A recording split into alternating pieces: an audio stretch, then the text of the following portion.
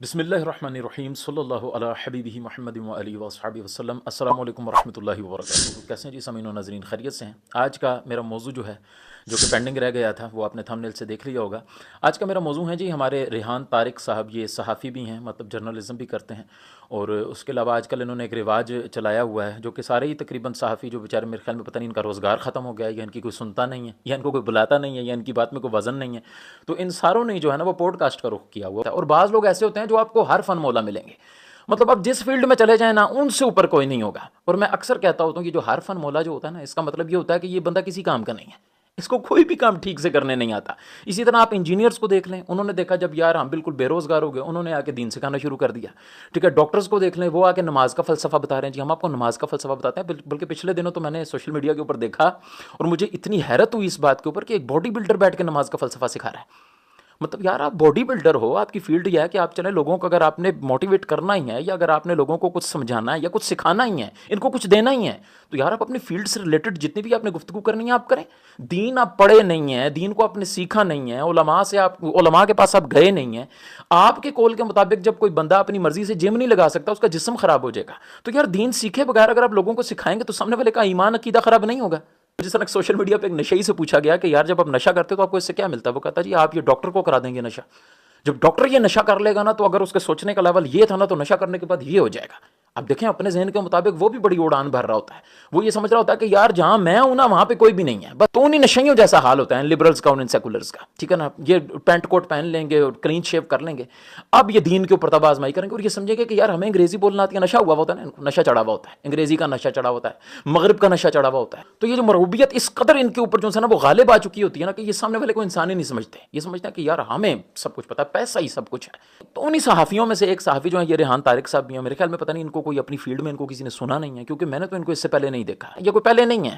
ریحان طارق صاحب پہلے نہیں ہیں، ان سے پہلے ارشاد بھٹی صاحب بھی آئے ہیں۔ میں ریحان طارق صاحب سے کہوں گا آپ ذرا ارشاد بھٹی صاحب کو میں نے ایک دو دفعہ آئینہ دکھایا ہے، اگر آپ وہ والا جا کے کلپ دیکھ لیں گے نا تو آپ کو اچھی خاصی معلومات وہاں سے بھی مل جائے گی کہ یہ آپ کے کرنے کے کام نہیں ہے، جو آپ سوشل میڈیا پہ بیٹھ کے کر رہے ہیں نا یہ آپ کی فیلڈ نہیں ہے۔ آپ جرنلزم سے تعلق رکھتے ہیں، آپ ایک صحافی ہیں، آپ دینی معاملات میں آ کے انٹرفیئر کر رہے ہیں، آپ یہاں پہ آ کے اپنی تباہ آزمائی کر رہے ہیں۔ مطلب میں آپ کے پوڈ کاسٹ جو ہیں وہ ایک دو مجھے دیکھنے کو ملے ہیں، مجھے دوستوں نے کہا کہ یار نادر بھائی آپ ذرا اس کے اوپر بھی تھوڑی سی توجہ فرمائیں، ریحان طارق صاحب کیا کر رہے ہیں، مطلب یہ جو ان کی فیلڈ نہیں ہے یہ اپنی فیلڈ سے ہٹ کے گفتگو کیوں کر رہے ہیں۔ میں نے ایک دو آپ کی پوڈ کاسٹ سنی، میں نے مناسب نہیں سمجھا کہ یار میں اس کے اوپر آپ کے مطلب اس کے اوپر کوئی آ کے میں گفتگو کروں، لیکن لاسٹ میں نے آپ کی جو پوڈ کاسٹ ہے مفتی حنیف قریشی صاحب کے ساتھ سنی، مجھے بہت حیرانی ہوئی، بہت ہی حیرانی ہوئی۔ مطلب دیکھنے سے، آپ کا حلیہ دیکھنے سے تو مطلب ایسے لگتا ہے کہ آپ کا آئی کیو لیول جو ہے وہ کم از کم پہلے آسمان تک تو ہوگا، اور کہیں نہ مجھے غلامی بھی نظر آئی آپ کے اندر نا، مطلب مجھے کسی کے تابع لگا، جیسے کوئی نوکر ہوتا ہے نا، جیسے نوکری کر رہا ہوتا ہے۔ میرے خیال میں آپ 24 نیوز پہ آپ نوکر بھی ہیں، نوکری بھی کرتے ہیں آپ، پھر وہ کہتا ہے نا نوکر کی تنخواہ کی، ظاہر ہے نوکر کو پھر جو کہا جاتا ہے پھر اس نے بیٹھ کے کرنا ہوتا ہے۔ اس پوڈ کاسٹ میں جو اپنے مرزا انجینئر والا کیس چھڑا نا، میں صرف دو چار باتیں اس کے اوپر آپ سے کروں گا، ٹھیک ہے، اور کچھ باتیں میں آپ کی ذات کے حوالے سے کروں گا۔ دیکھیں سب سے پہلے تو میں آپ کی ذاتیات کے حوالے سے بات کروں کہ دیکھیں سب سے پہلے نمبر 1 تو یہ ہے کہ آپ کا جو کام نہیں ہے نا وہ آپ نہ کریں، یہ آپ کی فیلڈ نہیں ہے، یہ آپ کا کام نہیں، یہ آپ کا میدان ہی نہیں ہے، اس کو آپ چھوڑ دیں، ٹھیک ہے نا۔ مطلب دین کے اوپر گفتگو کرنا، اب آپ کہتے ہیں میں تو بطور طالب علم بیٹھا ہوں، نہیں، طالب علم سخت سوال نہیں کرتا۔ آپ لوگ یہ سمجھتے ہیں کہ یار آپ نے سخت سوال کر کے پتہ نہیں کون سا تیر مار لیا، اللہ کے بندو سخت سوال کرنا کون سا کوئی مشکل کام ہے۔ میں اس پوڈ کاسٹ کا قائل ہوتا اور آپ میرے سامنے بیٹھتے، اول تو میں اس پوڈ کاسٹ کا قائل نہیں ہوں، ٹھیک ہے، میرا اپنا پلیٹ فارم ہے، میں اپنے پلیٹ فارم سے جو پیغام دینا ہوتا ہے الحمدللہ دیتا ہوں۔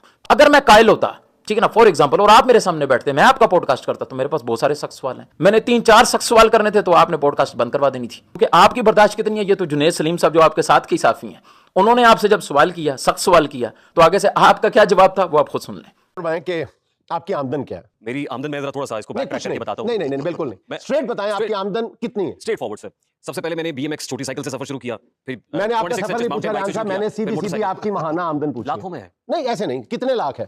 میں ایسا ہے کہ جاتے ہوئے آپ کو اپنی سیلری سلپ بھی دے نہیں، آپ باقیوں کو یہ مارجن دیتے ہیں، یہ الاؤنس دیتے ہیں، جن کا پوڈ کاسٹ میں جن کو گرل کرتے ہیں ان کو آپ یہ مارجن دیتے ہیں کہ وہ جاتے ہوئے آپ کو اپنی سلپ دے دیں؟ جی سن لیا آپ نے، تو یہ آپ کی برداشت ہے یار۔ آپ دیکھیں اللہ کے بندو، اسلام میں بھی نا اگر آپ کسی کے گھر جاتے ہیں نا دستک دیتے ہیں، ایک دفعہ آپ نے دستک دی جواب نہیں آیا، دوسری دفعہ دیں، دین یہی کہتا ہے تیسری دفعہ دیں، تیسری دفعہ اگر جواب نہیں آیا نا تو پھر واپس لوٹ جائیں۔ ہمارا دین ہمیں یہ مینرز سکھاتا ہے۔ آپ ایک بندے سے پوچھ رہے ہیں آپ کی سیلری کتنی ہے، آپ دیکھیں وہ نہیں بتانا چاہ رہا نا، بس ٹھیک ہے چھوڑ دیں، یہ اس کا ذاتی مسئلہ ہے۔ آپ خود بھی کہہ رہے ہیں میں ایف بی آر والا نہیں ہوں، میں کوئی انویسٹیگیشن والا نہیں ہوں، پرسنل نہ جائیں کسی کے ساتھ۔ تو سخت سوال کرنا یہ کوئی مہارت نہیں ہے, یہ کوئی فن کا کام نہیں ہے. سخت سوال میں بھی, اور میں آپ کو بتاؤں اعتراض کرنا, سوال کسی کے اوپر قائم کرنا, یہ دنیا کا آسان ترین کام ہے. معترض تو اعتراض کر دیتا ہے, لیکن جو سامنے والا دفاع کرنے والا ہوتا ہے نا, جب کبھی آپ اس کنڈیشن پر آئے تو شیر میں سوا شیر ہوتا ہے. جس طرح میں حنیف قریشی صاحب کو بھی یہاں پہ کہوں گا, سوری ٹو سے, میری باتوں کا برا نہ منائیے گا, میں کوئی پرانے مردے نہیں کھیل رہا, میں صرف ایک بات بتانا چاہ رہا ہوں کہ لوگ کہتے تھے نا کہ نادر بھائی اتنا چیخ چیخ کے کیوں بولتے ہیں, آپ اتنا اونچا اونچا کیوں بولتے ہیں. تو یہ آپ حنیف قریشی صاحب آپ اپنا انداز دیکھیں, جب وہ آپ کے اوپر اٹیکنگ پوزیشن پہ آتا تھا تو آپ دفاع کیسے کرتے تھے, آپ کی آواز بھی اونچی ہوتی تھی, آپ جذباتی بھی ہو جاتے تھے. کیوں؟ معاملہ اس طرح کا ہے, دفاعی پوزیشن میں یہ سب کچھ ہو جاتا ہے. جب بندہ جس سٹیج پر خود آتا ہے نا, پھر اس کو پتا چلتا ہے کہ یار میں اس سٹیج پر آیا ہوں, تو اب مجھے پتا چلا ہے کہ یار اصل میں معاملہ کیا ہے. تو ریحان طارق صاحب سے بھی میں یہ کہوں گا کہ آپ ابھی تک ان اسٹیجز پر نہیں آئے, آپ اس لیول پر ہی نہیں آئے کہ جس لیول کے آپ سوال کر رہے ہوتے ہیں سامنے والے سے. کیونکہ آپ کا اس پوڈ کاسٹ میں جو میں نے آئی کیو لیول دیکھا نا, اس سے میرے ذہن میں یہ آیا ریحان طارق صاحب کہ آپ کو نا مدرسے والوں کے ساتھ کم از کم نا کوئی 3-4 سال لگانے چاہیے کم از کم, اور زیادہ سے زیادہ نا آپ کو کوئی 10-12 سال لگانے چاہیے. تو میں سمجھتا ہوں کہ آپ کا جو آئی کیو لیول ہے نا, میں سمجھتا ہوں کہ پھر کسی لیول میں آپ آئیں گے کہ آپ چیز کو سمجھ سکیں. جس طرح کہ مرزا جھیلمی کے اس کے اوپر میں نے کہا میں گفتگو کروں گا, کسی اندھے کو بھی دکھائے نا یہ پوڈ کاسٹ, ٹھیک ہے نا, میں معاورتاً یہ بات کر رہا ہوں, تو اس کو بھی سمجھ آ جائے گی کہ یار حنیف قریشی صاحب جو ہے وہ ریحان طارق صاحب کو کیا سمجھانا چاہ رہے ہیں. لیکن چونکہ میں نے شروع میں جو بات کی کہ آپ لوگ چونکہ ایک ذہن آپ کا مقید ہوتا ہے, نوکر ہے نا, نوکری کرتے ہیں, آپ کو پیچھے سے بتایا جاتا ہے کہ یہ مقصد ہے آپ کا, آپ نے یہی کرنا ہے. جا کے ہونا تو یہ چاہیے کہ آپ سوال کریں, سوال کے بعد اس کا جواب سنیں, پھر جواب سننے کے بعد اس پہ غور کریں, غور کرنے کے بعد آپ دیکھیں کہ یار میری غلطی ہے, اپنی غلطی کو ایکسیپٹ کریں, اس بات کو حق مانیں, پھر اگلا سوال کریں. آپ سوال کرتے ہیں, سامنے والا جواب دے رہا ہوتا ہے, آپ اگلا سوال سوچ رہے ہوتے ہیں یار اگلی کون سی ٹانگ میں نے اس کے اوپر رکھنی ہے, اگلا کون سا سوال میں نے اس کے اوپر مارنا ہے. اور یہ بات میں نے کیسے ریئلائز کی کہ آپ کے سامنے حنیف قریشی صاحب یہ آپ کو بتا رہے ہیں کہ ایک بندہ صحابہ کرام کو معاذ اللہ ثم معاذ اللہ لونڈا لپاڑا کہہ رہا ہے, بڑے بڑے اسلاف کو, بڑے بڑے بزرگوں کو, صحابہ کرام تک کو, وہ گھوڑے تک کے معاذ اللہ ثم معاذ اللہ لفظ استعمال کر رہا ہے. آپ آگے سے اس کو کیا کہہ رہے ہیں, دیکھیں وہ یہ کہتا ہے کہ میرے نبی سے ہے ہی کوئی نہیں. کیوں؟ اس وجہ سے کہ آپ کو پڑھا کے یہ بھیجا گیا ہے کہ آپ نے نا یہ بات رکھنی ہے کہ وہ بندہ کیسے گستاخی کر سکتا ہے کہ جو یہ نعرہ لگاتا ہے کہ میرے نبی سے ہے ہی کوئی نہیں, لیکن وہ آگے کیا کہتا ہے یہ بھی بتائیں. شعر و شاعری کا تو آپ کو بڑا شوق ہے, میں نے دیکھا ماشاءاللہ بڑے شعر آپ کو یاد ہوئے ہیں. تو جو شعر ہوتا ہے نا وہ 2 مصروں کے اوپر ہوتا ہے, ٹھیک ہے نا, 2 مصرے ہونا تو پھر ایک شعر مکمل ہوتا ہے. ایسا نہیں ہے کہ آپ اوپر والا ایک مصرا پکڑ لیں اور پھر اس کو پکڑ کے آپ لگے رہیں واہ واہ واہ کیا بات کہی ہے, او بھائی دوسرا مصرا تو پڑھو تاکہ پتہ چلے کہ پورا شعر کیا ہے. مقصد سمجھانے کا یہ ہے کہ ایک مصرے کو آپ نے پکڑ لیا, جی وہ تو کہتا ہے میرے نبی سے ہے ہی کوئی نہیں, آگے میں نہیں پڑھتا. او بھائی آگے پڑھو گے تو پتہ چلے گا نا کہ پوری بات کیا ہے. لیکن آپ کیا کہہ رہے ہیں, نہیں جی دیکھیں وہ نعرہ لگاتا ہے جی میرے نبی سے ہے ہی کوئی نہیں. او بھائی ایک بندہ بسم اللہ پڑھ کے شراب پی لے تو کیا اس کا شراب پینا درست؟ آپ کہیں گے نہیں شراب کو آپ سائڈ پہ رکھے, دیکھیں بسم اللہ تو پڑھی ہے نا. واٹس دس یار, یہ آپ لوگ سمجھدار ہیں, یہ آپ لوگ پڑھے لکھے ہیں, ایجوکیٹڈ ہیں. اور یار اتنی سی بات تو میں نے جیسا کہ کہا ہمارے چھوٹے سے بچوں کو سمجھ آ جاتی ہے, اور یہ ویورز کو بھی سمجھ میں آ گئی ہوگی یہ میری بات. تو جیسے بسم اللہ پڑھنے کی وجہ سے شراب حلال نہیں ہوگی ریحان طارق صاحب, ایسے ہی میرے نبی سے ہے ہی کوئی نہیں یہ نعرہ لگانے سے صحابہ کرام کی گستاخیاں جائز نہیں ہو جائیں گی, رسول اللہ علیہ وسلم کی گستاخیاں جائز نہیں ہو جائیں گی. اور پھر آپ اس سے بھی آگے چلیں, آپ نبی کی بات کرتے ہیں, اس نے تو یہ بھی نعرہ لگایا ہوا کہ اللہ کے جیسا ہے ہی کوئی نہیں. اب میں کہوں کہ یار دیکھیں وہ بندہ کیسے رسول اللہ کی گستاخی کر سکتا ہے جو یہ کہتا ہے کہ اللہ کے جیسا ہے ہی کوئی نہیں. آگے بھی سنیں وہ کیا کہہ رہا ہے, وہ کہتا ہے اللہ کے جیسا ہے ہی کوئی نہیں, نبی ولی پیغمبر شاہی کوئی نہیں معاذ اللہ. باپ کہیں نہیں میں آگے کو نہیں دیکھتا, بھائی آگے کو دیکھنا پڑے گا. وہ اللہ کا سہارا لے کے انبیاء کو کہہ رہا ہے کہ وہ شاہی کوئی نہیں. وہ کہتا ہے جی میں تو اللہ کے مقابلے میں کہہ رہا ہوں. بھائی اللہ کے مقابلے میں نبیوں کو لایا کون ہے, پہلے یہ بتائیں. نبی کے مقابلے میں اولیاء کو لایا کون ہے, نبی کے مقابلے میں صحابہ کو لایا کون ہے. تو میرے خیال میں نا یار آپ کو نا مدرسے میں پڑھنا چاہیے. میرے خیال میں آپ آئیں کسی عالم دین کے پاس بیٹھے, پہلے آپ دین سیکھیں تاکہ آپ کو پتا چلے کہ یار میں نے کون سی بات کرنی ہے کون سی نہیں کرنی. پھر دیکھیں ایسی مضحکہ خیز آپ نے بات کی, حنیف قریشی صاحب نقل کفر کر رہے ہیں رد کرنے کے لیے کہ اس نے صحابہ کرام کی شان میں یہ گستاخیاں کی ہیں, یہ لفظ بولا ہے, گھوڑے کا لفظ بولا ہے, لونڈے لپاڑے کا لفظ بولا ہے. تو آپ آگے سے کہتے ہیں یہ مذہبی منافرت کیوں پھیلا رہے ہیں آپ حنیف قریشی صاحب, یہ آپ کو مذہبی منافرت نہیں پھیلانی چاہیے. تو نقل کرنے والا آپ کے نزدیک مذہبی منافرت پھیلانے والا ہو گیا, اور جس نے بولے ہیں اس کے بارے میں آپ کیا کہہ رہے ہیں, وہ تو کہتا ہے کہ میرے نبی سے ہے ہی کوئی نہیں. میرا منصب اجازت نہیں دیتا ورنہ میں آپ کے لیے یہاں پہ تالیاں بجاتا. یہ آپ پڑھے لکھے ہیں, یہ آپ سمجھدار ہیں. تو اس سے کم از کم یہ چیز تو ثابت ہوئی کہ پوڈ کاسٹر بن جانے سے, صحافی بن جانے سے نہ بندہ سمجھدار نہیں ہوتا. جسٹ دنیاوی تعلیم حاصل کر لینے سے نا, انگریزی بول لینے سے بندہ پڑھا لکھا نہیں ہوتا. کلین شیو کر لینے سے نا بندے کو عقل نہیں آتی. پینٹ کوٹ پہن لینے سے نا بندہ تعلیم یافتہ نہیں ہو جاتا. تعلیم اور چیز ہوتی ہے, ڈگری اور چیز ہوتی ہے. تو ریحان طارق صاحب آپ کو تعلیم کی ضرورت ہے, آپ تعلیم حاصل کریں. اس میں ایک اور بات بھی آپ نے کی تھی, وہ مجھے یاد آ گئی. آپ نے کہا جی نیت تو اللہ جانتا ہے, آپ کو کیا پتا کہ انجینئر کی نیت تھی گستاخی کرنے کی. سبحان اللہ, کیا مثال دی ہے آپ نے. تو یہ ذرا آپ اپنا ایک کلپ تو ذرا ملاحظہ کریں, یہ میں آپ کے سامنے چلا رہا ہوں. نسبت کو نہیں مانتے. کون سی نسبت سر؟ کسی بھی نسبت کو. کیسی نسبت؟ نہیں حضور کی نسبت مانتے ہیں. میں جہاں بیٹھ کے جتنا مرضی عاشق رسول اپنے آپ کو کہتا رہوں, اور میں یہاں پہ بیچ لگا لوں, یہاں پہ ایسے لوگ بھی ہیں. میں اب آپ کی وساطت سے نا, اب آپ نے میرے اندر کا جو وہ چھڑا ہے, یہاں پہ نالین مبارک صلی اللہ علیہ وسلم لگائے ہوئے ہیں, یہاں پہ محمد صلی اللہ علیہ وسلم کا بیچ لگایا ہوا ہے, یہاں پہ اندر سے کالے ہیں, اندر سے دل کالے ہیں، منافق لوگ ہیں، بالکل ہے۔ اور ہاتھ اٹھا کے، دونوں ہاتھ اٹھا کے غلام ہے رسول کے، غلام ہے، غلامی رسول میں موت بھی قبول ہے۔ تو ریحان طارق صاحب کیا آپ مجھے یہ بتا سکتے ہیں کہ کون سی مائکروسکوپ سے آپ نے دیکھا ہے جی جو غلامی رسول میں موت بھی قبول ہے نعرہ لگا رہا ہے تو اس کا دل اندر سے کالا ہے؟ بھئی دل کالے ہونے کا مطلب یہ ہے نا کہ اس کی نیت خراب ہے، وہ تو ایسا تو نہیں ہے کہ وہ دل رنگ کالا ہوا ہے، دل کا کالا ہونا محاورہ ہے۔ اور محاورے سے مجھے یہ بھی یاد آیا کہ بڑی مذاکرہ خیز آپ نے بات کی کہ نقل کفر کفر نہ باشد، یہ محاورہ ہے، یہ آپ ایجوکیٹڈ ہیں، یہ آپ پڑھے لکھے ہیں، تو سر یہ محاورہ نہیں ہے، یہ شرعی اصول ہے۔ محاورہ اور چیز ہوتی ہے، جیسے کہتے ہیں بھاگتے چور کی لنگوٹی سے ہی دل کا کالا ہونا، جیسے ابھی میں ایک مثال دے رہا ہوں آپ کو، دل کا برا ہو جانا، کسی کا دل، کسی سے دل اٹھ جانا، کسی سے دل بھر جانا، یہ سارے محاورے ہیں۔ نقل کفر کفر نہ باشد یہ محاورہ نہیں ہے سر، یہ اصول ہے، یہ شریعت کا اصول ہے، لیکن اس کا امپلیمنٹیشن اس کی کہاں کہاں ہوتی ہے یہ دیکھی جائے گی۔ ایسا نہیں ہے کہ نقل کفر کفر نہ باشد مطلقاً نہیں ایسا ہے، نہیں، کنڈیشن ہے اس میں، دیکھا جائے گا کہ کون نقل کر رہا ہے، کیا نقل کر رہا ہے، کیوں نقل کر رہا ہے۔ آپ کو ابھی تک یہی نہیں پتا کہ کلمہ کفر کیا ہوتا ہے اور نقل کفر کیا ہوتا ہے، آپ نے ایک ہی رٹ لگائی ہوئی ہے کہ نقل کفر کفر نہ باشد، نقل کفر کفر نہ باشد۔ تو اللہ کے بندو یہ بھی تو دیکھیں کہ جو چیز اس نے نقل کی ہے اس کی اصل بھی موجود ہے یا نہیں۔ سوری ٹو سے آپ کی جگہ کوئی بندہ ہو، میں آپ کی طرف منسوب نہیں کرتا، آپ سمجھ جائیں، میں آپ کو ایک مثال دیتا ہوں، آپ کی جگہ ایک بندہ ہو، ایک پوڈ کاسٹر ہو، میں اس کو آ کے کہوں کہ یار بار 10 بندے کھڑے ہوئے تھے، 10 بندے آپ کو حرامی کہہ رہے ہیں، سوری ٹو سے آپ کو چونکہ سمجھ اس طرح آئے گی تو میں نے آپ کو ایسے ہی سمجھانا ہے، تو وہ سامنے والا مجھ سے یہ سوال کرنے کا حق رکھتا ہے نا کہ وہ مجھ سے یہ سوال کرے کہ وہ کون سے 10 بندے ہیں کہ جو مجھے حرامی کہہ رہے تھے، اور اسی بندے کو آپ نے آ کے کہا کہ یار 10 بندے باہر کھڑے ہوئے تمہارے بارے میں کچھ گفتگو سن رہے تھے، مجھے ان کی گفتگو سے ایسا لگا کہ وہ تمہیں حرامی سمجھتے ہیں۔ سمجھنے میں اور کہنے میں زمین آسمان کا فرق ہے، یہ میں نے آپ کو بڑی موٹی سی مثال دے دی ہے۔ ایک بندہ یہ کہتا ہے کہ 2 ارب بندے، پہلے تو دیکھیں اس نے فگر مختص کیا کہ 2 ارب لوگ ہیں، اگر تو ہونا کہ بندہ کہے کہ یار عیسائی کمیونٹی کی اکثریت سمجھتی ہے، یا یوں کہے کہ اس کے پادری سمجھتے ہیں، اور پھر سمجھنے کی بات کرے، کہنے کی بات نہ کرے۔ ایک تو بات یہ ہوئی کہ اس نے جو فگر اس نے مختص کر دیا کہ 2 ارب لوگ کہتے ہیں، سب سے پہلے تو 2 ارب لے کر آئے، اچھا آپ کہتے کیا ہیں؟ اس نے کہا جی فلاں فلاں لفظ، جو آپ کو پتا ہے میں اس کو ریپیٹ نہیں کرنا چاہتا، کہ فلاں فلاں لفظ وہ رسول اللہ علیہ السلام کو کہتے ہیں۔ قول کی بات ہو رہی ہے ریحان طارق صاحب، بولنے کی بات ہو رہی ہے، کہنے کی بات ہو رہی ہے۔ جیسا کہ حنیف قریشی صاحب نے جب آپ کے سامنے مرزا کی سٹیٹمنٹ رکھی تو آپ نے کہا نہیں، وہی الفاظ رکھے جو انجینئر نے بولے ہیں، تو اس کا مطلب یہ ہوا کہ قول کی اہمیت ہے۔ تو انجینئر نے یہ کہا کہ 2 ارب عیسائی رسول اللہ علیہ السلام کو فلاں فلاں جو قبیح لفظ ہے، جو گندا لفظ ہے، جو غلط لفظ ہے، وہ حضور علیہ السلام کو کہتے ہیں۔ اب دیکھیں یہاں پہ سمجھنے کی کوشش کریں، ایک تو 2 ارب لوگ لانے پڑیں گے، اور پھر ان 2 ارب سے یہ ثابت کرنا پڑے گا کہ یہ 2 ارب کے 2 ارب رسول اللہ علیہ السلام کو یہ لفظ کہتے ہیں۔ سمجھنے کی بات نہیں ہو رہی، میں بار بار کہہ رہا ہوں، کیونکہ آپ بات کرتے ہیں سمجھنے کی اور قول بتا رہے ہوتے ہیں کہنے کا۔ تو میں نے آپ کو بہت موٹی مثال دی، یار آپ اس کو کسی وکیل کے سامنے بھی رکھیں نا، کسی جج کے سامنے بھی رکھیں، تو وہ بھی اس چیز کو سمجھ جائے گا کہ یار یہ بات اصول کے تحت ہو رہی ہے۔ جیسے پہلی کلاس کے بچے کو جیسا سمجھاتے ہیں نا، ایسے ہم آپ کو سمجھا رہے ہیں۔ اس کے باوجود اگر آپ کو سمجھ نہیں آ رہی تو پھر آپ سمجھنا نہیں چاہتے، آپ ہٹ درمی پہ پھنسے ہوئے ہیں، یہ آپ کا مینٹالٹی لیول ہے۔ اور باتیں آپ کیا کرتے ہیں اتنی بڑی بڑی، جی مدرسوں میں تو پرانا نصاب پڑھایا جا رہا ہے، نہ آپ کی معلومات ہے، نہ آپ کو کچھ پتا ہے، نہ آپ نے کچھ سیکھا ہے، ٹانگ پہ ٹانگ رکھ کے اور جناب 2 پیس پہن کے آپ بیٹھے ہوئے ہیں سامنے والے کے سامنے، جنٹل مین جی، آپ جو چاہیں پوچھیں جی، آپ کو کوئی لگام ڈالنے والا نہیں ہے، ہیں بیٹھے ہوئے ہیں الحمدللہ، ہم بیٹھے ہوئے ہیں۔ اور یہ ذہن میں رکھیے گا میں اب آپ کے پیچھے پیچھے ہی ہوں، جہاں جہاں آپ غلطی کریں گے نا انشاءاللہ اصلاح کے لیے میں حاضر ہو جاؤں گا آپ کے سامنے۔ ہاں اگر آپ یہ کہتے ہیں کہ یار نادر بھائی سامنے بیٹھ کے بات کریں، تو جائیں پہلے آپ سوال کرنا سیکھ کے آئیں۔ وہی جو میں نے آپ کو شروع میں کہا کہ کم از کم آپ کو نا 3 سے 4 سال یا 5 سال جو ہے نا وہ مدرسے میں لگانے چاہیے، تاکہ آپ کو سوال تو کرنا ہے کہ میں نے سوال کیا کرنا ہے، میں نے پوچھنا کیا ہے۔ آپ کو دین کی سمجھ ہی نہیں ہے، آپ کچھ بھی پوچھ رہے ہیں سامنے بیٹھ کے۔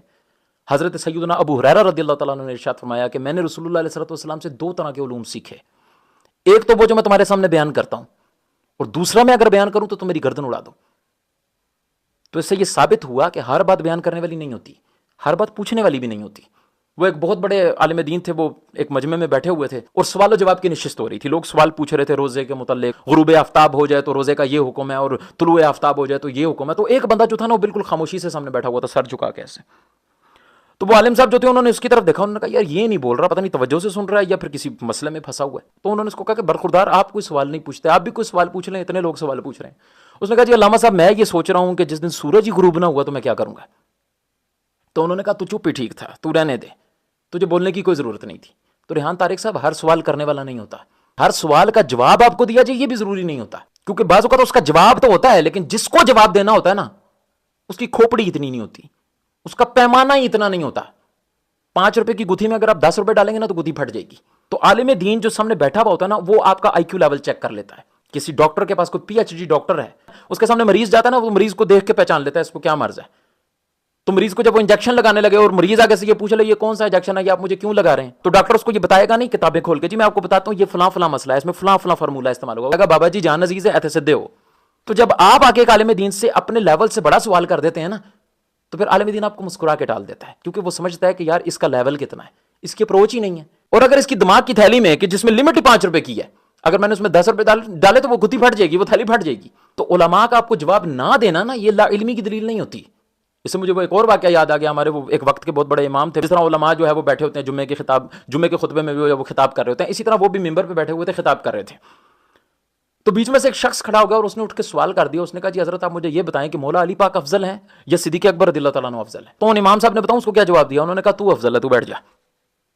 افضل وہ فضیلت والا نہیں، فضول والا افضل، کہ تو فضول ترین شخص ہے یہاں پہ، تمہیں پتہ ہی نہیں ہے کہ کون سا سوال کہاں سے کرنا. اب اگر وہ شخص یہ کہنے لگ جائے کہ میں نے سخت سوال کیا اور امام صاحب کو جواب ہی نہیں آیا، تو ریحان طارق صاحب کہنے کو بہت کچھ ہے میرے پاس، لیکن میں اسی پہ اکتفا کروں گا کہ آپ پلیز وہ کام نہ کریں جو آپ کا کام نہیں ہے. میں سارے ہی صحافیوں سے کہوں گا کہ یار دین پہ ڈیبیٹ کرنا، دین، یہ جنید سلیم صاحب بھی لگے ہوئے ہوتے ہیں، کبھی آفتاب اقبال صاحب کو بھی کبھی شوق چڑھتا ہے، ٹھیک ہے، وہ عمران ریاض کو دیکھ لیں.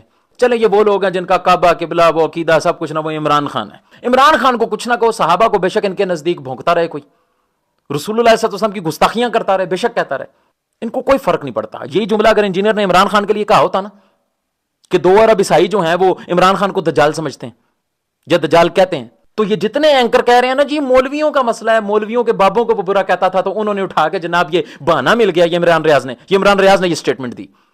تو مجھے بتاؤ یہ جملے اگر اس نے عمران خان کے بارے میں بولے ہوتے تو تم کیا کرتے؟ اتار کے نا تم نے اس کی سر پہ باندھ دینی تھی، سوری ٹو سے. صرف لونڈا لپاڑا کہہ دیا اس نے تمہارے پی ٹی آئی والوں کو، تمہاری غیرت جو ہے نا وہ جوش مارنے لگ گئی. کیوں کہا جی پی ٹی آئی کے سپورٹرز کو لونڈا لپاڑا کیوں کہا؟ اور اسی بندے نے صحابہ کرام کو لونڈا لپاڑا کہا.